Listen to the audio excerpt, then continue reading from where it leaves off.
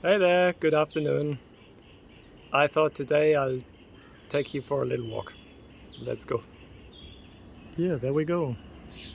In my last video, I mentioned grace and prayer. And yeah, I've been experimenting with prayer.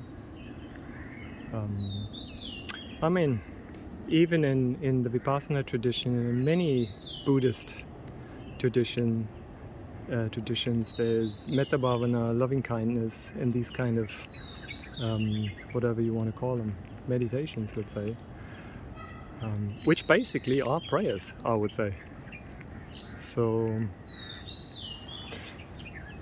also regarding my prayer that I mentioned, in those 4.5 years that I prayed several times, I want to know the truth, no matter the price.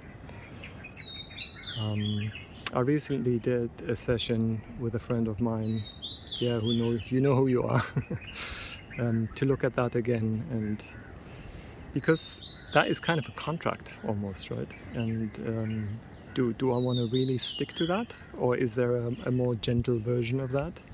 That was really also an interesting, I don't even know how to call that, because it's not really an inquiry, but yeah.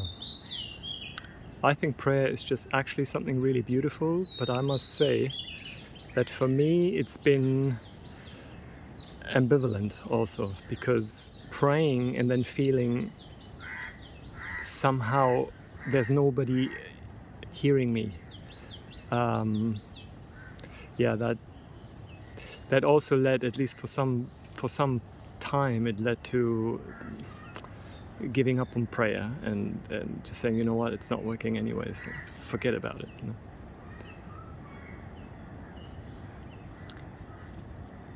Yeah, so I'm very happy to be back praying, and I find the practice of metta also really beautiful, to send out basically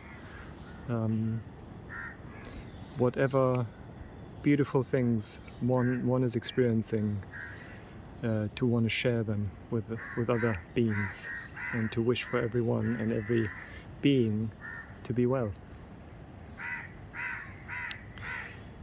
The other thing, grace, one more thing that came to mind for me was in the context of these 4 years that I just wouldn't just do something to fill in the blank. And out of those years came the climbing and the teaching. I mean, I taught many things before, but the way I'm teaching now, or I have been teaching for all those years, came out of that time. And also the tree climbing came out of that time, because I was just practicing in my garden. Yeah? I was just fascinated with climbing. But I never had the intention of becoming a professional tree climber. So yeah, it just struck me again that I didn't plan that. And I couldn't have possibly decided. Like, it just happened organically, and I find great beauty in that. So for me, it's quite similar to what I mentioned, in the spiritual realm, where there's the element of practice, but then there's the element of grace as well. So yeah, with my daughter, I think I've spoken about this quite a lot as well, because yeah, she has a lot of possibilities, many things she could do, but to find something that clicks so deeply that you're willing to get up at 6 o'clock in the morning and just go for it.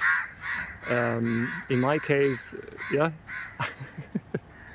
if it's raining and I get bitten by thousands of ants, I would still enjoy it.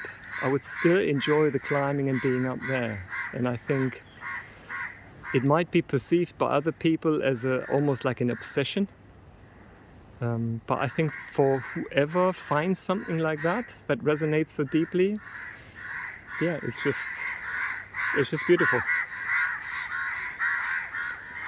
So yeah, here you can see this is what it looks like at the moment. Monsoon coming up and things being wrapped in plastic.